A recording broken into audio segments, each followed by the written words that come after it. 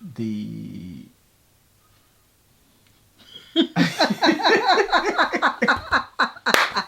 and the This video is gonna be fun. I'm so excited, honestly. Right, go on.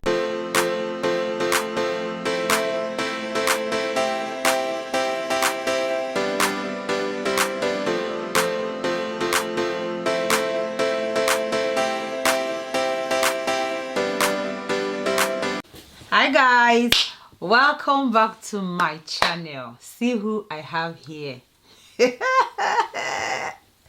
who is here with me. I'm so excited because today is Derrick's first day on officially on my channel, and I'm so excited. Introduce yourself. Thank you very much for inviting me. My name is Derrick, and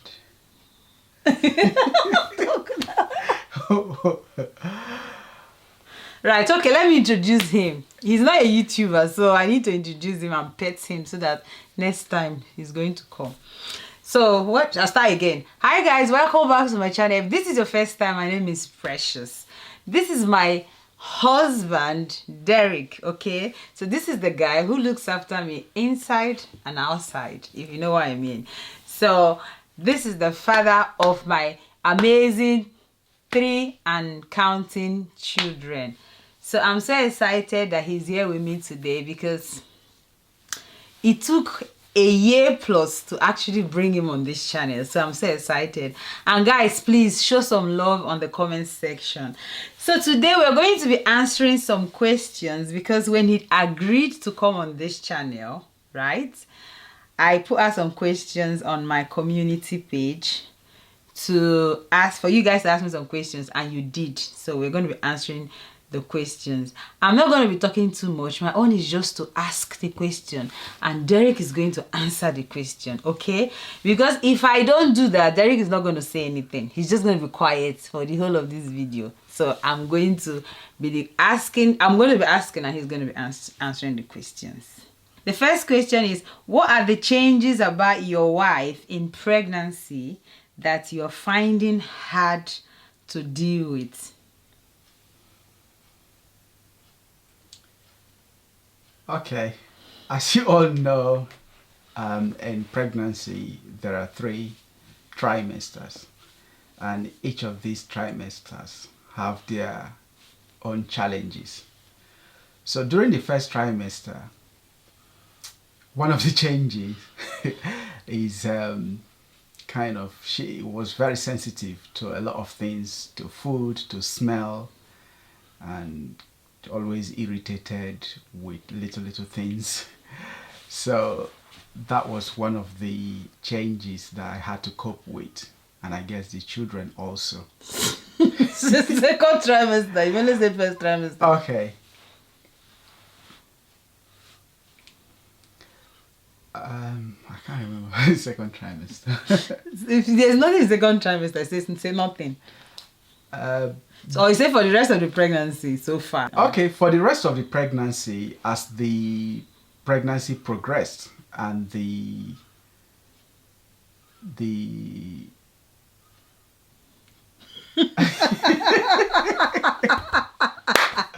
and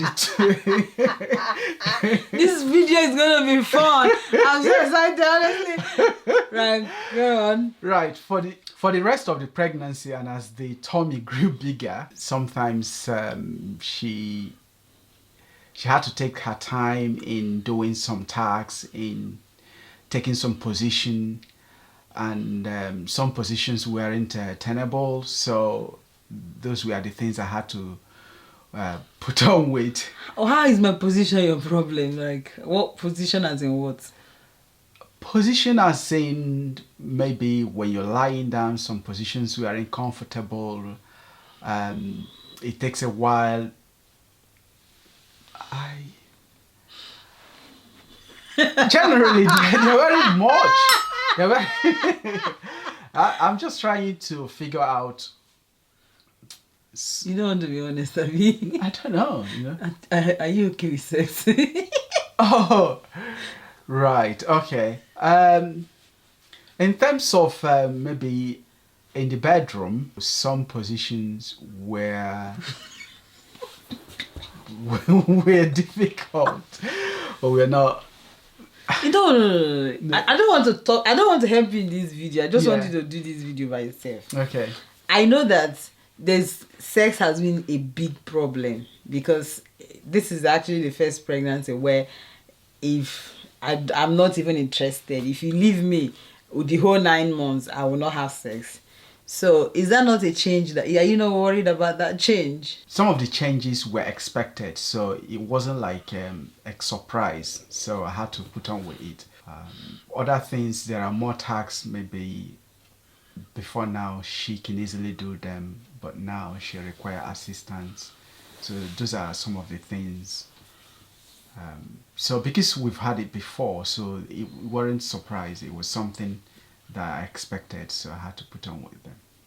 Okay, thank you. So the second question is from, I won't say the names, I'll just ask the question. How long have you guys been married? Okay, we've been married since 2019, since November 2019. Okay.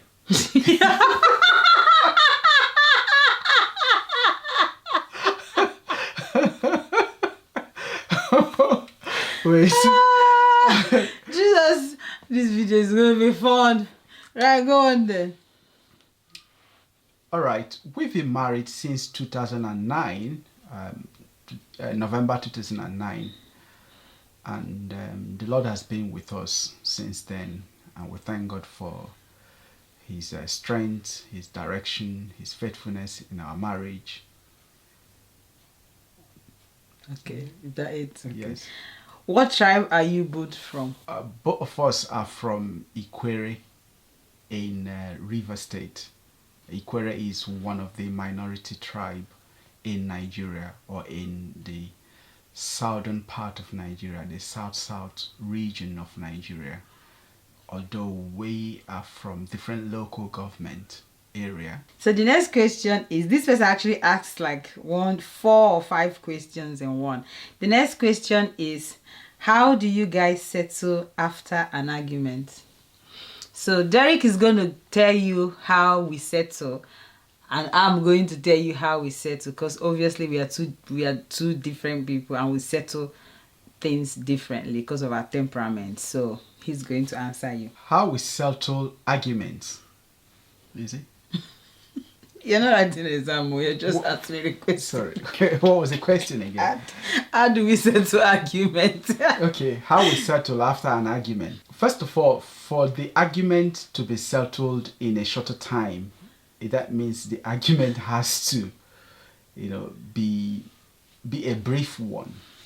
And one of the ways I've tried to make sure that we don't go into deep argument is, I've told several times that when we have argument or we have misunderstanding, that it is good we dwell or concentrate on the subject and forget about the other issues.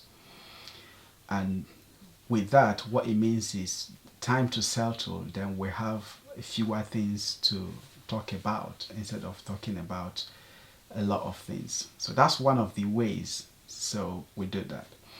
And also during the argument, like it takes two to quarrel. So one of the way to make it shorter is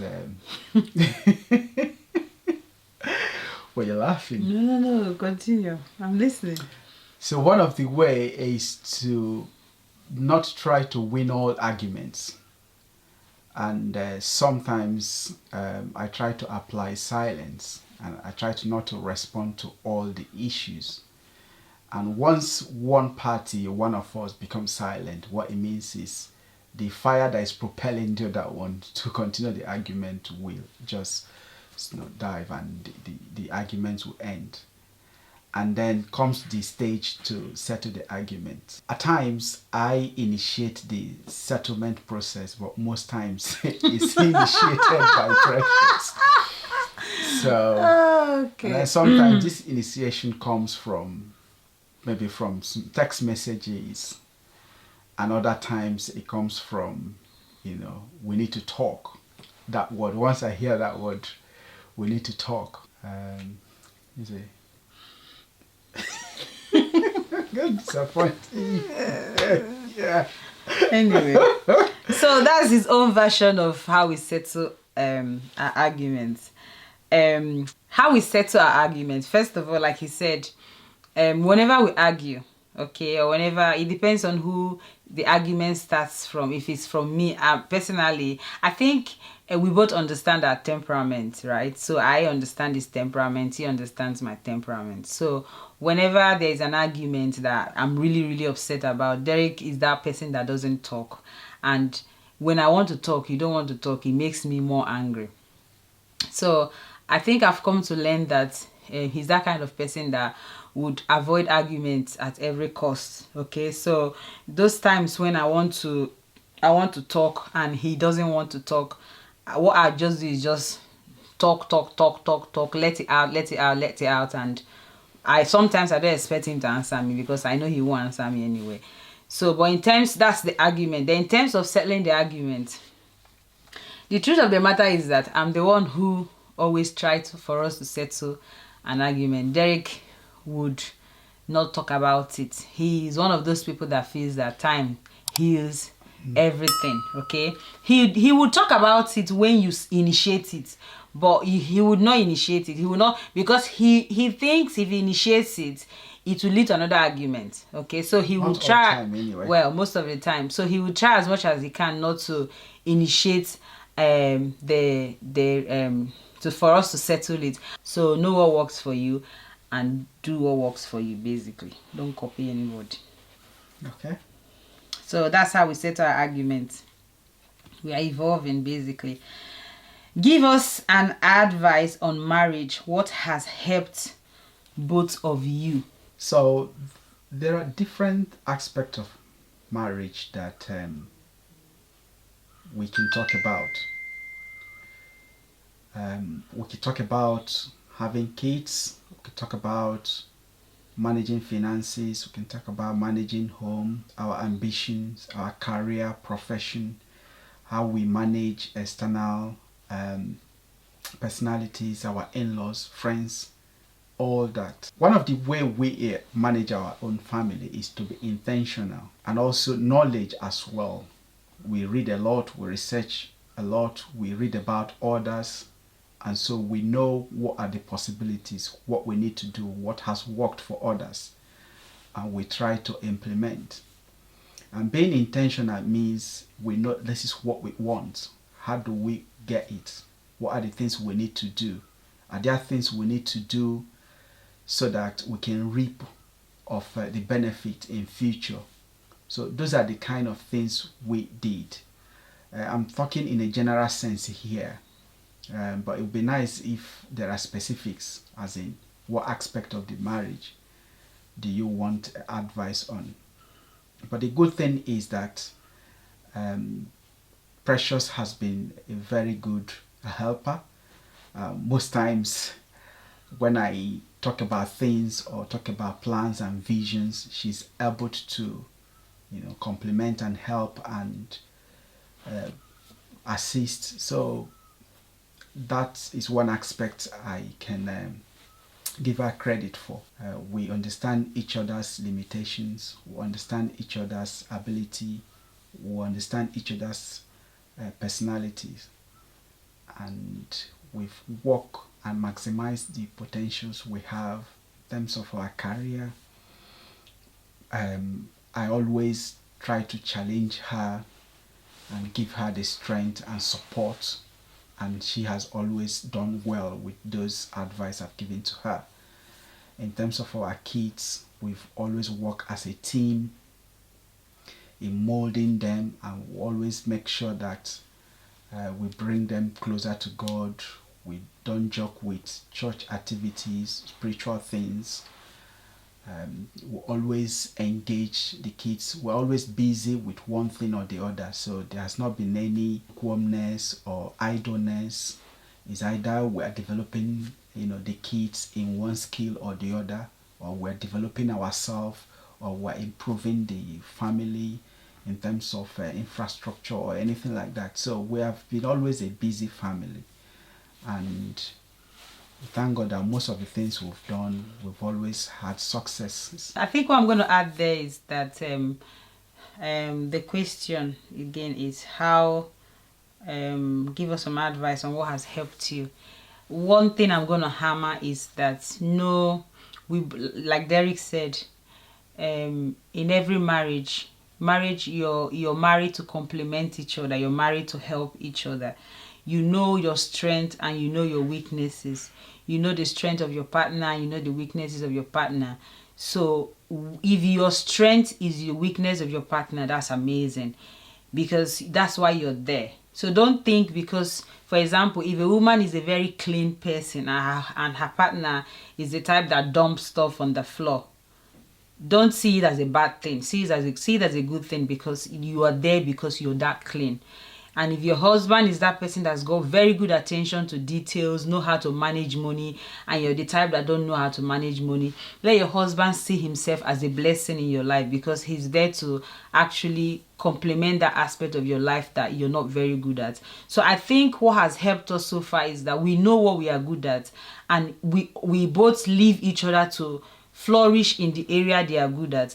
The fact that Derrick is the head of the family does not mean that he has to be the head of the family in, let's say, finance, when I'm very good at it, or he has to be the head of the family in certain decision because men are the ones that make those decisions. No. So we both know the things that we are very good at, and we allow ourselves to flourish in those areas that we are both good at. So we do make decisions in our marriage, in our children, career, everything.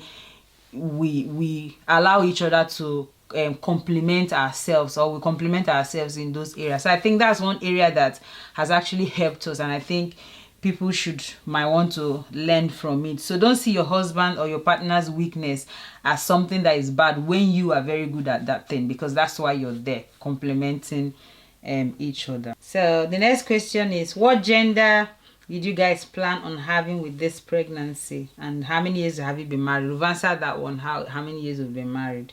So what gender did we plan? This is a question that a lot of people have asked us, what gender we planned. So Derrick is going to answer that question, and I'm just going to be quiet. In terms of the gender for the baby we are expecting, the good thing for us is that we already have both genders already, and we have 3 kids already, as you all know. So we are not under that pressure for a particular gender, and so we had that luxury to, be at ease on whichever gender that God blesses us with. Although we actually sought the opinion of our kids, and they all wanted each of the gender. The boys wanted boys and the girl wanted girl, and both of us as parents, we just look at them and laugh.